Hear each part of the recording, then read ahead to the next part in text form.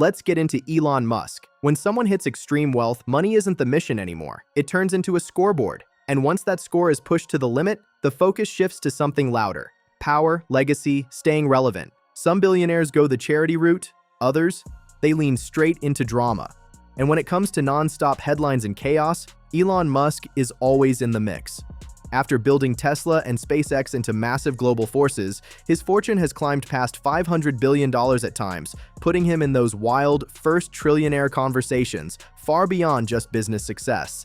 He's shaped this image of himself as a free speech absolutist, a tech visionary, even someone trying to save humanity. Supporters hype him up like a real-life superhero, sharp, fearless, untouchable.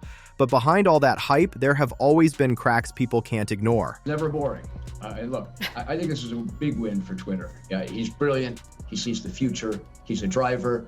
Look, for sure, he's a bit temperamental and irascible. Former employees and business partners have spoken out, claiming tough working conditions, inflated claims, and situations where credit didn't fully line up with reality. If I were an employee at Twitter right now, I'd probably just do your job. Don't let them know your name. People often describe his leadership style as intense, unpredictable, and sometimes straight-up cutthroat. And lately, as he stepped further into political spaces, the criticism has only gotten louder. Some believe his reach now goes way past tech, touching culture, public opinion, and even how people think on a global level. A big piece of his public story is his upbringing. He's often talked about it being difficult, even harsh, and there's truth there. His father, Elon Musk, has admitted to being a complicated and flawed parent with reports of serious family conflict over the years. But even with that instability, a tough household doesn't always mean growing up with nothing. Musk didn't grow up struggling financially. His family had serious money and access. I landed on that airfield on the lake itself, and they saw the airplane. They said, "What are you doing?" I said, "I'm going to sell it." They said they'll buy it from me and at the same price. And I was amazed. And I said, "Okay, well, great." And they paid me the same price. And then the next day or so, they said to me, if I would like to give them half the money back, they'll introduce me to, they'll help me with a supply of gemstones, in this case emeralds, and with those I was able to get into that business. His father was linked to an emerald mine business back in the 1980s, and his mother was a successful model. They traveled across countries and sent their kids to top-tier schools in South Africa. Errol even talked about owning luxury assets, including a private plane. That's far from a started-from-nothing story.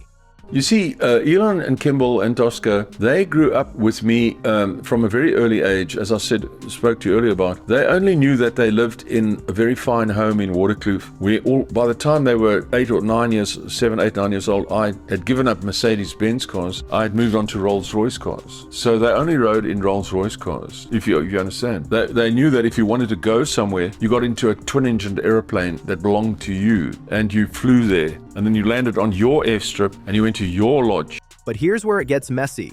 In recent years, Musk has publicly denied that his father had anything to do with emerald mining.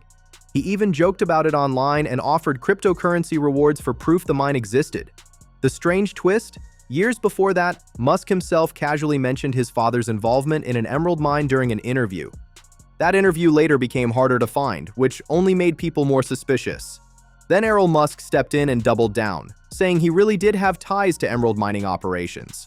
That contradiction raised eyebrows fast. Exaggerated or not, it's hard to ignore that Elon's early life came with financial comfort. Now, is there proof that family money directly built Tesla or SpaceX? No clear evidence backs that up, and claims that his entire empire came from emerald money are likely overblown. But completely denying any level of privilege doesn't sit right with a lot of people. Elon Musk clearly spent years building companies that reshaped industries. No one can deny the innovation, the risks, or the execution were real, which makes it even more confusing why he pushes so hard to distance himself from a well-off background. That pattern, reshaping narratives even when conflicting details pop up, is something critics say shows up again and again. And when you start digging into Tesla's early days and the engineers involved before Musk arrived, the story of who really built what gets a lot more complicated. After PayPal, I decided I wanted to get back into electric vehicles and make something happen in that arena, particularly since GM had come out with the EV1, and I thought, okay, well, there's not really a need for a startup company to develop electric cars because obviously GM is going to create the EV2 and the EV3. So I thought, okay, well, we've got to try to create an electric car company. Martin Eberhard and Mark Tarpenning came together with one clear mission: build a fully electric car and push toward a cleaner future. That vision turned into Tesla in 2003. Then in 2004, Elon Musk stepped in with a $7.5 million investment, quickly becoming the biggest shareholder and chairman of the board. And he was always supportive, from the beginning, but he wasn't the founder in the sense of he wasn't, we started it. Well, I mean, this is one of the things that I found kind of fascinating about him, is that he's actually accomplished some amazing things in his own right. He's totally amazing. Yeah, SpaceX is amazing, and he's done some interesting things with Tesla for sure. I'm not sure why he has to also say that he was a founder when he wasn't. I don't understand that. Yeah. But here's where things start to shift. When Musk later talked about Tesla's origins, he often placed himself right at the center of the story. In interviews, he'd go deep into how Tesla came to life, but barely mentioned Martin or Mark at all. That silence didn't go unnoticed. Over time, that gap shaped how people saw things. A lot of the public genuinely believed Musk was the original founder of Tesla for years. It wasn't until the actual founder spoke up and clarified the timeline that the story started to correct itself. By then, the misconception had already spread far and wide. And the wild part? Musk didn't need to stretch anything. He was already the top investor and later became CEO. But the habit of downplaying other people's roles became harder to ignore. For a regular executive, that might just come off as ego. But at Musk's level, controlling the narrative hits differently. Because Musk hasn't just been selling cars, he's been selling big promises. From bold timelines to huge performance claims, Tesla has made announcements that didn't always land on schedule. One of the most talked about moments? The Cybertruck reveal, where Musk claimed the truck had armored glass, only for it to crack during a live demo on stage. Now I'll show you Tesla armor glass. Yeah, so still there. There we go. Franz, could you try to break this glass, please? Yeah. Sure? Yeah. Oh my fucking god. Well, maybe that was a little too hard. Should we try the rear? Sorry? It didn't go through. So that's a plus. It was awkward, no doubt, but it also highlighted a bigger pattern of overpromising. The Cybertruck was pushed as futuristic, ultra-tough, almost unbeatable. Yet when people started comparing it under normal conditions, the results didn't always match that level of hype. And sure, product launches often come with some exaggeration, but when safety is part of the pitch, the pressure is way higher. Tesla's autopilot system, built to support semi-autonomous driving, has been tied by federal investigations to hundreds of crashes and multiple deaths. That's where things get serious fast.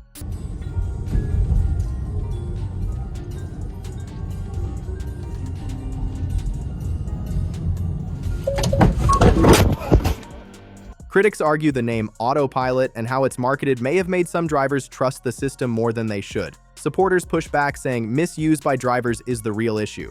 Regulators, they've made it clear oversight is necessary. Either way, when technology can mean life or death, credibility isn't optional, it's everything. And that credibility starts to feel shaky when bold claims don't always match real-world results. That same doubt is now following Musk into his newer ventures, especially Neuralink. The brain chip tech promises huge breakthroughs for people with paralysis and neurological conditions. On paper, it sounds life-changing, but with Musk's track record of aggressive timelines and dramatic reveals, many people are staying cautious as expectations keep getting pushed sky high. Neuralink, co-founded by Elon Musk, is an experimental implantable brain-computer interface, or BCI, a chip surgically implanted by a robot and connected by threads to a patient's brain that allows the patient to control a computer or smartphone with their mind. Every delay chips away at trust a little more. Critics say part of the problem is Musk's public image. Online, he leans into memes, jokes, sarcasm, a playful, almost carefree tone. Some people find that relatable, even entertaining. Others see it as a way to dodge pressure when things don't go as planned. That gap between big vision and actual delivery has been there for a long time. Even looking back, the tension isn't new. In a CNBC interview, Tesla's original founders spoke openly about their experience working with Musk. While they acknowledged his technical input, they also described the working relationship as difficult, especially as time went on. According to them, his behavior became harder to manage after he joined the company. He pushes on certain things, in development that you kind of wonder why, and sometimes it makes sense and sometimes it doesn't. And when it works, it's really amazing. But of course, there's lots of sort of collateral damage along the way. Things really heated up in 2006 when the New York Times published a piece crediting Tesla's founders, without mentioning Musk at all. That didn't sit well. Reports say he reacted with frustration, sending emails saying he felt insulted and embarrassed by being left out of the story. Not long after, internal tensions exploded. Martin Eberhard and Mark Tarpenning were both pushed out of the very company they started. There's no clear proof Musk directly orchestrated it, but the timing raised serious questions. Martin later filed a lawsuit claiming defamation, breach of contract, and slander, arguing that Musk was trying to rewrite Tesla's origin story. The case eventually settled, but the details stayed hidden. After Martin's exit, Musk stepped in as CEO. Critics saw the sequence as suspicious, while supporters brushed it off as normal corporate restructuring. But Tesla wasn't the only situation that had people raising eyebrows. At SolarCity, Musk later stepped down as chairman after the company faced financial pressure and scrutiny. It's not a good idea to leave the office when there are like a lot of major things underway which are causing people a great deal of stress. But it was a combination of needing to raise money, and I had not gotten married earlier that year and not had any vacation or honeymoon or anything, so it was kind of a combined financing trip / honeymoon. Yeah. And and anyway, we were away for 2 weeks, and there was just so much. There was just a lot of worry, and that caused the management team to decide that I wasn't the right guy to run the company. Then there's the Boring Company, which at one point sold 20,000 flamethrowers for $500 each, pulling in around $10 million almost overnight. And it didn't stop there. Musk even dropped a perfume called Burnt Hair, fully leaning into bizarre attention-grabbing marketing. Some people saw it as pure trolling. Others thought it was a clever way to generate cash and keep the spotlight locked on his brands. Genius or chaos, it depends who you ask. But one thing stands out. Musk keeps pushing limits across business, culture, and public attention, no matter how wild the idea sounds. Started out as a joke, and we decided to make it real. Does anybody tell you no? Does anybody go, Elon, maybe for yourself, but selling a flamethrower, the liabilities, all the people you're selling this device to, what kind of unhinged people are going to be buying a flamethrower in the first place? Do we really want to connect ourselves to all these potential arsonists? So, I mean, to be totally frank, it's actually just a roofing torch with an air rifle cover. It's not a real flamethrower. And also we were told that various countries would ban shipping of it, but they would ban flamethrowers. So to solve this problem for all the customs agencies, we labeled it not a flamethrower. Yeah, it's a terrible idea. Terrible. Shouldn't buy one. I said don't buy this flamethrower. Don't buy it. Don't buy it. That's what I said. But still people bought it. Yeah, there's they're not gonna nothing I listen. could do to stop them. If you I build could it, not they will stop come. them. I said don't buy it. It's a bad idea. How many did you make? It's dangerous. It's wrong. Don't buy it. Still people bought it. I just couldn't stop them. How many did you make? 20,000. And they're all gone. In 4 days? But it sold out in 4 days. And somehow, even the strangest moves bring in real money. That burnt hair perfume alone reportedly made around $2 million. At the same time, Musk is juggling a massive list of ventures. Tesla, SpaceX, Neuralink, Starlink, the Boring Company, X, plus constant side projects and public commentary. The list just keeps expanding, and the pressure keeps stacking up. That non-stop expansion has turned Musk into a poster figure for hustle culture online. The billionaire who barely sleeps, the leader who demands extreme output, the boss who expects people to operate at levels most would call unsustainable. But for many who've actually worked under him, that grind doesn't feel motivating. It feels draining. Yes, Elon grew up with money, but that doesn't mean his early life was calm. He's spoken openly about being bullied as a kid, including one incident where he was beaten so badly he ended up hospitalized. He described being kicked over and over, left barely recognizable afterward. Physical wounds can heal, but that kind of experience can leave something deeper behind.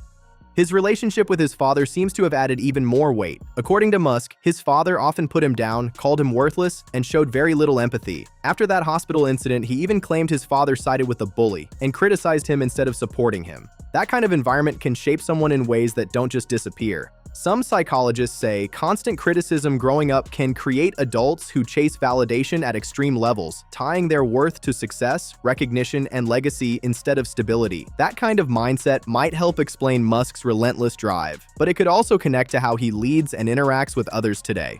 Former employees often describe working under Musk as intense, sometimes pushing into uncomfortable territory. If I were an employee at Twitter right now, I'd probably just do your job. Don't let them know your name. Long hours, aggressive deadlines, public pressure, sudden firings, expectations that can stretch what's considered reasonable in many workplaces. And he doesn't try to hide that intensity. After buying Twitter in 2022, Musk sent out a widely shared email telling employees to get ready for extremely hardcore work. Long hours, high pressure, and top-level performance. Anyone not on board was free to leave with severance, and many did. Reports suggested around 30% of the workforce exited almost immediately, showing just how serious that demand really was. Others didn't just leave, they were pushed out. Remote work got cut for many. Entire teams were wiped out, and departments disappeared almost overnight. Some people called it bold restructuring, a necessary reset.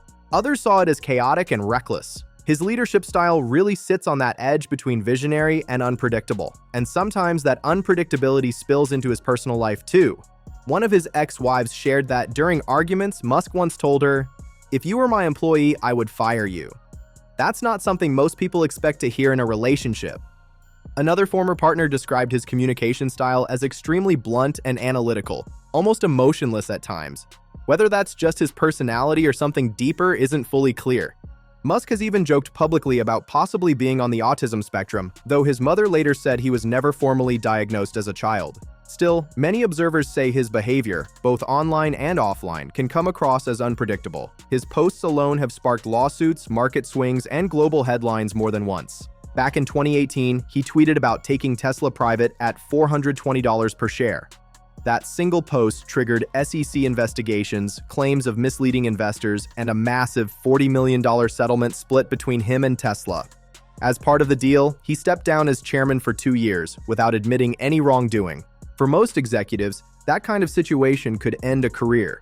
For Musk, it barely slowed things down. Then came the pedo guy incident, where he insulted a cave diver during a public dispute, leading to a high-profile defamation case. He ultimately won in court, backed by a strong legal team. In 2022, reports surfaced involving allegations from a SpaceX flight attendant. According to those reports, a $250,000 settlement had been paid years earlier. Musk denied any misconduct, and the case never reached trial. Over time, a pattern starts to stand out: controversy, legal battle, settlement, or dismissal, then moving forward like nothing happened. Each situation on its own may be legally resolved, but when you look at them all together, they build an image that's hard for people to ignore. And then there's Twitter, now X. When Elon Musk bought the platform for $44 billion, he pitched it as a mission to restore free speech. He claimed the company had political bias and promised a more open space for everyone. At first, he reinstated banned accounts and relaxed moderation rules. But pretty quickly, critics started pointing out inconsistencies in how that free speech vision was actually playing out. Before Musk took over, Twitter reportedly complied with around 40 to 50% of government content requests, depending on the time frame. Under his leadership, some reports claimed those compliance rates jumped sharply during certain periods. There were also claims that engineers were told to tweak the algorithm to boost visibility on Musk's own posts after he noticed engagement gaps. That raised a lot of eyebrows fast. When journalists and critics started calling this out, some accounts were temporarily suspended, which didn't go unnoticed. A platform bought in the name of open expression was now being accused of acting like a personal megaphone. That contradiction became a major talking point. There were also rumors, never fully confirmed, that the acquisition may have had deeper political angles. During the 2024 election cycle, Musk donated large sums to political causes. Later, he was given a government advisory role that hadn't existed before. Supporters saw that as stepping up for the country, while critics viewed it as a billionaire gaining even more influence. Far left are handed a megaphone to Earth, an incredibly powerful technology weapon that they themselves could not create, but they happen to be co-located with the technologists who created it. At the same time, it's impossible to ignore the real impact of his work. Starlink has expanded internet access to remote areas. Tesla pushed the global shift toward electric vehicles. SpaceX lowered launch costs and changed the space industry. Even Neuralink, despite the controversy, has shown early signs of medical potential. Those achievements are real and significant. So the debate isn't about whether Elon Musk is smart. He clearly is. The real question people keep asking is bigger. Does his level of ambition ultimately help move humanity forward, or create instability along the way? He operates on a level where even small mistakes can hit the entire world. Markets move off his posts, employees' futures depend on his calls, and even governments find themselves dealing directly with him. When someone with that much influence acts fast or unpredictably, the impact doesn't stay small, it spreads everywhere. Some people look at him and see a misunderstood genius. Others see a billionaire who doesn't face the same level of accountability as everyone else. And the truth? It might sit somewhere in the middle. History doesn't rush when it comes to figures like this. It takes time to decide what really matters and what lasts. The same mindset that builds massive companies can also create serious controversy. Right now, Elon Musk stands right in that tension between innovation and backlash, praised by some and questioned by others. Seen as a visionary by supporters and called reckless by critics all at the same time. No matter where you stand, one thing is clear. He's actively shaping the direction of the world right now. The real question is how that impact will be remembered in the long run. Will it be seen as progress or something more complicated? If you made it this far, drop your opinion below. Visionary or volatile? Genius or too unchecked? Let it be known. And if you enjoyed this breakdown, hit that like button, subscribe for more deep dives like this, and turn on notifications so you don't miss what's next, because when it comes to billionaires, power, and controversy, the story never really ends. I'll catch you in the next one.